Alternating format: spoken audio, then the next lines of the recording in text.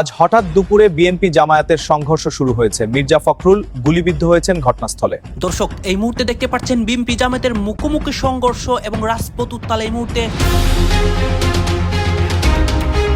এদিকে আজ দুপুরে জামাত এবং বিএনপির মুখোমুখি সংঘর্ষ হয়েছে। মির্জা ফখরুল ইসলাম আলমগীর আহত হন সেখানে। জামাত কর্মীরা বিএনপি কর্মীদের উপর ভয়াবহ আক্রমণ করে। আপনারা যারা ভেবেছিলেন বিএনপি এ যাত্রায় শুধরে গেছে, বিএনপি ভালো হয়েছে, বিএনপি বাংলাদেশের মানুষের কথা ভাবে, বিএনপি বাংলাদেশের মানুষের ম্যান্ডেটের কথা ভাবে, জনাব তারেক রহমান মুখে ছামা ইট ঘষে দিয়েছে। আইনের শাসন প্রতিষ্ঠায় প্রধানমন্ত্রী তারেক রহমানের অঙ্গীকার রক্ষায় কঠোর বিএনপি সরকার। অপরাধ করে ছাড় পাচ্ছেন না বিএনপি নেতাকর্মীরাও। অভিযোগ উঠলেই তদন্ত হচ্ছে কেন্দ্র থেকে।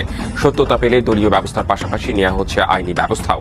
অবৈধ ইউনূস সরকার ক্ষমতা ছাড়ার পর থেকে ইউনূস গংয়ের বিরুদ্ধে দুর্নীতির পাহাড় সমান অভিযোগ দুর্নীতি দমন কমিশনে জমা পড়ছে। সেই দুর্নীতি দমন কমিশনের চেয়ারম্যানকে অথবা দুর্নীতি দমন কমিশনের প্রধানকে নিয়ে পার্টি করছে ডক্টর ইউনূস গং।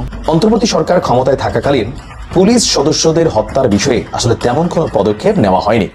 পুলিশ সদস্যদের মনে ক্ষোভ আছে, তারা হয়তো পরিস্থিতির কারণে চুপ ছিল। কিন্তু আজকে মির্জা ফখরুল ইসলাম আলমগীর সাহেব তিনি যে ঘোষণা দিয়েছেন, জুলাই অভ্যুত্থানে যারা পুলিশ হত্যা করেছে তাদের কিন্তু কোনো ছাড় দেওয়া হবে না। বিএনপি আওয়ামী লীগ সমঝোতা এখানেই শেষ, এখানেই ব্যর্থ। রাজনীতিতে এখন চালকের আসনে জামাত এনসিপি, বিরোধী দলীয় রাজনীতি জমে উঠেছে। হ্যাঁ, এই মুহূর্তে বিরোধী দলীয় রাজনীতি শুরু হয়েছে। জামাত এবং বিএনপির মুখোমুখি একটা সংঘর্ষ হয় আজকে। অন্যদিকে মির্জা ফখরুল ইসলাম বক্তব্য দিয়ে বিপদের মুখে পড়েছে। দর্শক শ্রোতা, সারা দেশেই এখন অনেক বিষয় নিয়ে উত্তাল রাজনীতি। একদিকে পুলিশ হত্যার বিচার, অন্যদিকে বিএনপি ক্ষমতায় গিয়ে অনেক স্বৈরাচারী করতেছে এবং তাদের শাসন অনেকে পছন্দ করতেছে না। এই নিয়েও কিন্তু জনগণরা রাজপথে নামে। আপনারা দেখতে পারবেন এই মুহূর্তে জামাত এবং বিএনপির মুখোমুখি সংঘর্ষে কি হয় এবং দেশের বর্তমান রাজনীতির পরিস্থিতি কি, সবকিছু দেখতে পারবেন এই একটি ভিডিওতে। আপনারা যারা ভেবেছিলেন বিএনপি এ যাত্রায় শুধরে গেছে, বিএনপি ভালো হয়েছে, বিএনপি বাংলাদেশের মানুষের কথা ভাবে, বিএনপি বাংলাদেশের মানুষের ম্যান্ডেটের কথা ভাবে, বিএনপি বাংলাদেশের ঢুকে পড়া অর্থনীতিকে আসমানে তুলে ছাড়বে, বিএনপি আমাদের মার্টিন লুথার কিং, দুঃখিত, বাংলার লুথার কিং জনাব তারেক রহমান বাংলাদেশের অর্থনীতি, বাংলাদেশের সামাজিক অবকাঠামো, বাংলাদেশের মানুষের ভাগ্য, সবকিছু, বাংলাদেশের শিক্ষা ব্যবস্থা থেকে শুরু করে প্রত্যেকটা সেক্টরে অভূতপূর্ব উন্নয়ন সাধন করবেন, তাদের জন্য একদম মুখে ছামা ইট ঘষে দিয়েছে। দেখবেন, দেশের নাজুক অর্থনীতি পুনরুদ্ধারে ট্যাক্স বাড়াতে হবে অর্থমন্ত্রী আমির খসরু। দেশের নাজুক অর্থনীতি, তার মানে আমরা এতদিন বলে আসছি বাংলাদেশের রিজার্ভ যেটা বলা হচ্ছে সেটা নেই, বাংলাদেশের অর্থনৈতিক অবকাঠামো ভেঙে পড়েছে। আমরা বলে আসছি শেখ হাসিনার সরকার যে অর্থনীতি বাংলাদেশে রেখে গিয়েছিল সেটাকে পরিকল্পিতভাবে গত 17-18 মাসে ভেঙে ফেলা হয়েছে। সেটার প্রমাণ গতকাল খোদ অর্থমন্ত্রী দিয়ে গেছেন। তিনি বলেছেন ট্যাক্স বাড়াতে হবে। তার মানে আপনারা নিশ্চিত থাকেন আগামী 1 থেকে 2 মাসের মধ্যে প্রত্যেকটা দ্রব্যমূল্যের দাম বেড়ে যাবে, ট্যাক্স বাড়বে। ট্যাক্স বাড়লে কি কি হয় সেইটা দয়া করে কোনো আর্টিফিশিয়াল ইন্টেলিজেন্সকে জিজ্ঞাসা করেন যে একটা রাষ্ট্রের ট্যাক্স যখন সরকার বাড়িয়ে দেয় তখন কি কি প্রভাব পড়তে পারে, কোন কোন সেক্টরে প্রভাব পড়তে পারে। আশা করি সদুত্তর আপনারা পেয়ে যাবেন। সুতরাং বুঝে নেন আমাদের বাংলার লুথার কিং কি কি করতে পারে। বাংলার লুথার কিং এর মন্ত্রী পরিষদের আরো একজন মন্ত্রী। আসসালামু আলাইকুম। জুলাই আগস্ট অভ্যুত্থানের সময় সারা বাংলাদেশে অনেক পুলিশ অফিসার, পুলিশের যারা সিপাহী আছেন, কনস্টেবল আছেন, অনেকে মারা গিয়েছিলেন। তো এদের মধ্যে অনেকে আছে রাজনৈতিক পারপাস সার্ভ করতো, যারা সাধারণ মানুষকে হয়রানি করেছে। অভিযোগ ছিল তাদের বিরুদ্ধে হয়রানির, তারপর হচ্ছে ধরেন ব্যাপক দমন পীড়ন। তো এরকম হয়তো কিছু সদস্য ছিল যাদের প্রতি মানুষের ক্ষোভ ছিল, আর ওই সময়টাকে কাজে লাগিয়ে আইনকে নিজের হাতে তুলে নিয়েছিল অনেকেই। তো অন্তর্বর্তী সরকার ক্ষমতায় থাকাকালীন পুলিশ সদস্যদের হত্যার বিষয়ে আসলে তেমন কোনো পদক্ষেপ নেওয়া হয়নি।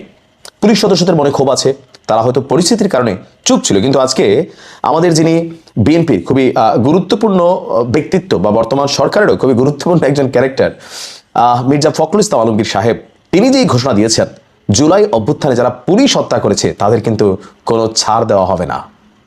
আমি কথাটা বলছি যখন মাত্র কিছুক্ষণ আগে কালের কণ্ঠ পত্রিকায় এই নিউজটা আসলো যে জুলাই গণঅভ্যুত্থানে পুলিশ হত্যার বিষয়টিকে তদন্ত করা হবে।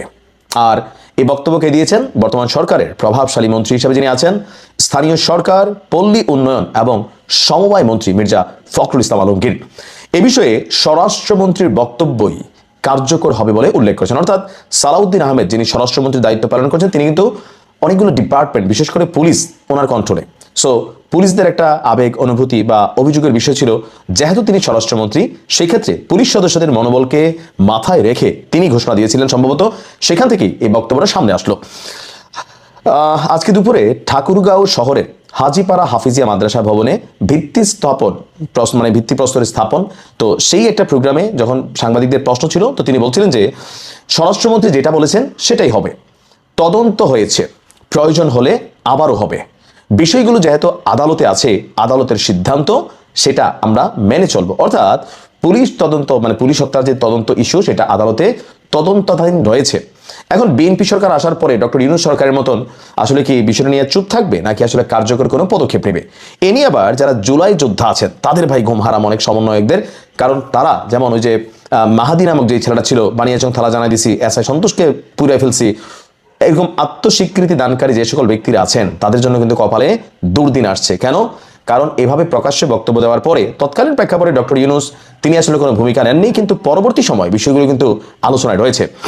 তো মন্ত্রী বলছেন, দীর্ঘদিন ধরে আমরা শুনে আসছিলাম ফ্যাসিস্ট সরকার রাষ্ট্রীয় বিভিন্ন প্রতিষ্ঠানকে দুর্বল এবং অকার্যকর করে ফেলেছিল।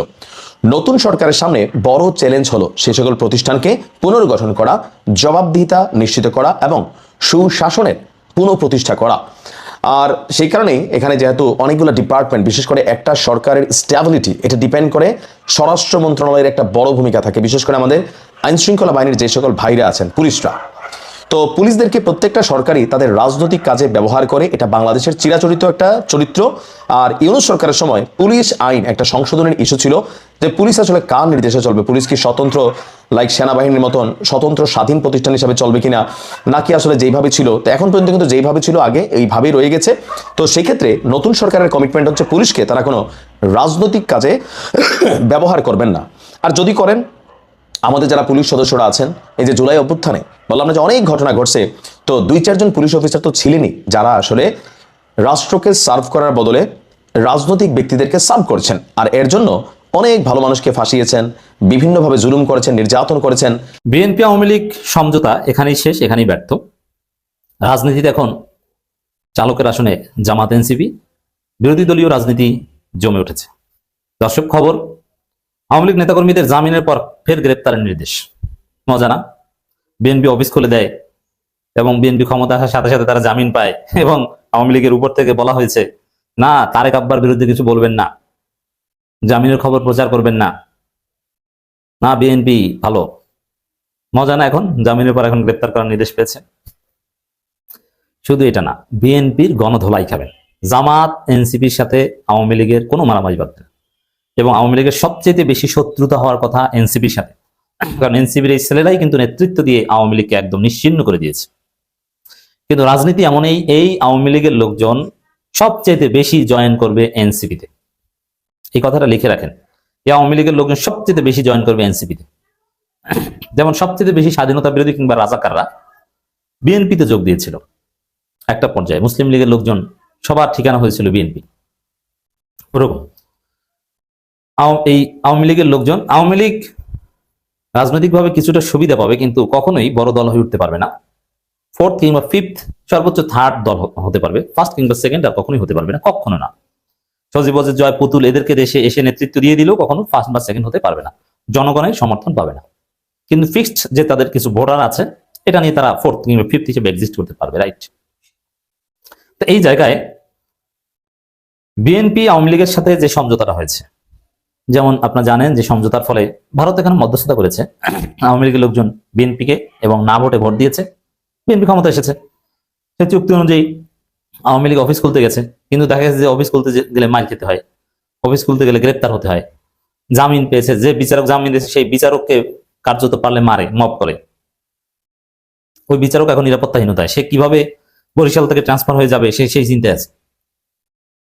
এর মানে আওয়ামী লীগকে চুক্তি অনুযায়ী সুবিধা দেওয়া, এটা বিএনপির কারণেই পারবে না। বিএনপির স্থানীয় নেতারা সবাই ক্ষুব্ধ যে আমি আওয়ামী লীগের মিথ্যা মামলার কারণে দেশে থাকতে পারিনি, গরু ঘরে ঘুমিয়েছি, এখন বিএনপি ক্ষমতা, এখন আওয়ামী লীগকে সুবিধা দেওয়া হবে, এলাকায় আসুক, পিটিয়ে হাত পা ভেঙে দেব। এলাকায় এলাকায় পাড়ায় পাড়ায় মহল্লায় মহল্লায় বিএনপির লোকজন আওয়ামী লীগকে পেটাবে, এবং আওয়ামী লীগের লোকজন অলরেডি একটু সুবিধা পেয়ে বিএনপিকে হত্যা করা শুরু করেছে। যার ফলে আওয়ামী লীগ বিএনপির যে সমঝোতা সেটা এখানেই ব্যর্থ, এবং আনুষ্ঠানিকভাবে ব্যর্থতার প্রমাণ হচ্ছে এই যে যারা জামিন পেয়ে বের হচ্ছে তাদের আবার ধরো, এই যে পুলিশের নির্দেশনা, এ থেকে বোঝা যায় যে আওয়ামী লীগ বিএনপি সমঝোতা এখানেই শেষ, জামিন পেয়ে তো লাভ নেই ধরো। বরং এই জামিন পাওয়া দেওয়ায় জনগণ এতটাই ক্ষুব্ধ যে, এবং বিএনপি এতটা ক্ষুব্ধ, মাঠ পর্যায়ের বিএনপি, সেন্ট্রাল বিএনপি তো তারা তো আপোষ করেছে, কিন্তু মাঠ পর্যায়ের বিএনপি এতটাই ক্ষুব্ধ যে জামিন পেয়েছে ও যদি বিএনপির লোকজনের সামনে পড়ে ওরা ওইখানেই পিটাবে। অতএব আওয়ামী লীগের ভাইয়ের আপনারা যারা জামিন পেয়েছেন, ভুলেও এলাকায় যাইন না, বিএনপির লোকজনের সামনে পড়েন না। সেই পুলিশ সদস্যদের লাশের হিসাব যখন পুলিশ বের করতে চাইবে, এসব মামলা যখন দেবে, তখন তো হাসনাত, সার্জিস, নাহিদ ইসলাম, আক্তার হোসেন এরা সকলে হুকুমের আসামি হবেন। তাহলে হুকুমের আসামি হলে বা এক একটি মামলায় যদি অজ্ঞাতনামা আসামি দিয়ে রাখা হয়, সারা বাংলাদেশে যারা দাপড়ে বেরিয়েছেন 2024-এর আগস্টের পর থেকে, তাদেরকে তো দৌড়ে বেড়াতে হবে।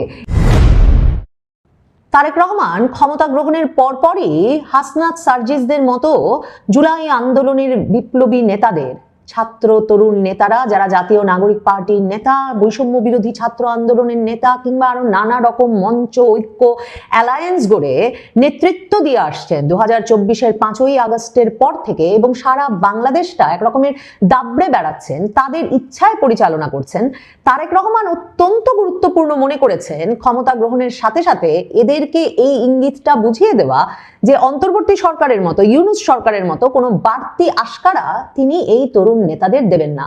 সম্ভবত সে ইঙ্গিত একেবারে পরিষ্কার বুঝতে পেরেই নির্বাচনের দিন থেকে কারচুপির অভিযোগ তোলা, কিছুতেই এসব মেনে নেওয়া হবে না, নির্বাচন পরবর্তী সহিংসতার অভিযোগ তোলা, হুঁশিয়ারি উচ্চারণ করা সার্জিস আলম, যেমন তারেক রহমান যখন নাহিদ ইসলামের বাড়ি গেছেন, দৌড়ে সে বাড়িতে এসে তারেক রহমান যখন বুকে জড়িয়ে ধরেছেন তিনিও ঝাঁপিয়ে পড়েছেন, ঠিক তেমনি হাসনাত আব্দুল্লাহকে এমপি নির্বাচিত হওয়ার পর থেকে কোথাও পাওয়া যাচ্ছে না। নাসিরউদ্দিন পাটোয়ারি তো নিয়মিত সামাজিক যোগাযোগ মাধ্যমে এসে বলছেন, হাসনাত তুই কোথায় রে, আওয়ামী লীগ তো দোকান খুলে ফেললো। কিন্তু হাসনাত আব্দুল্লাহ একটা এমপি পদ পেয়ে গেছেন, সেখানে বিএনপির প্রার্থীর এমনকি মনোনয়নই বাতিল হয়ে গিয়েছিল, বিনা প্রতিদ্বন্দ্বিতায় জিতে এসেছেন, এখনো তিনি এলাকায় যেতে পাচ্ছেন।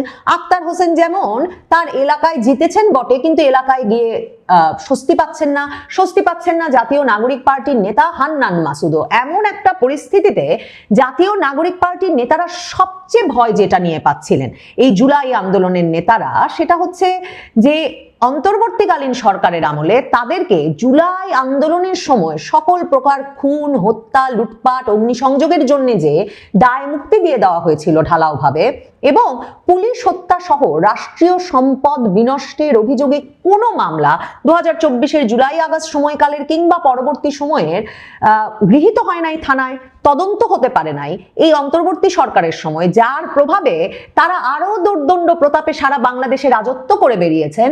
তাদের যে ভয়টা ছিল, ওই যে হাসনাত আব্দুল্লাহ কথায় কথায় বলতেন যে এ সরকার বদলে গেলে, ইউনূস সরকার বদলে গেলেই নাকি ফাঁসির দড়ি ঝুলবে তাদের চোখের সামনে, এখন সেই অবস্থায় তারেক রহমান তাদেরকে নিয়ে গেছেন। কারণ তারেক রহমানের সরকার ঘোষণা দিয়েছেন, বিএনপি সরকার স্পষ্টভাবে এই ঘোষণা পুলিশকে জানিয়ে দিয়েছে যে পুলিশ হত্যার তদন্ত হবে, এবং পুলিশ বিভাগ যাতে ওই সময়কার হত্যাকাণ্ডগুলোর বিভিন্ন প্রমাণাদি সাক্ষ্য সংগ্রহ শুরু করে, এবং পুলিশ হত্যার মামলাগুলো যাতে আবারও চাঙা হয়, নতুন করে মামলা করার প্রয়োজন হলে যাতে নতুন করে মামলা করা হয়।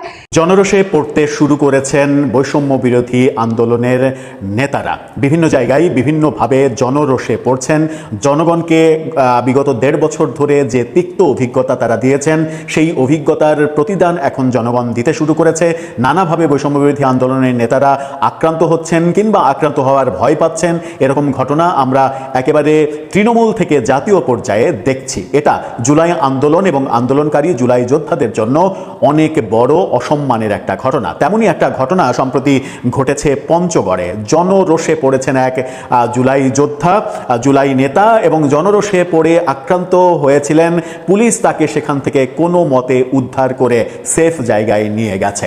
এই ঘটনা যদি বাংলাদেশে ঘটতে থাকে তাহলে এটা কিন্তু খুবই খারাপ একটা বার্তা বহন করছে।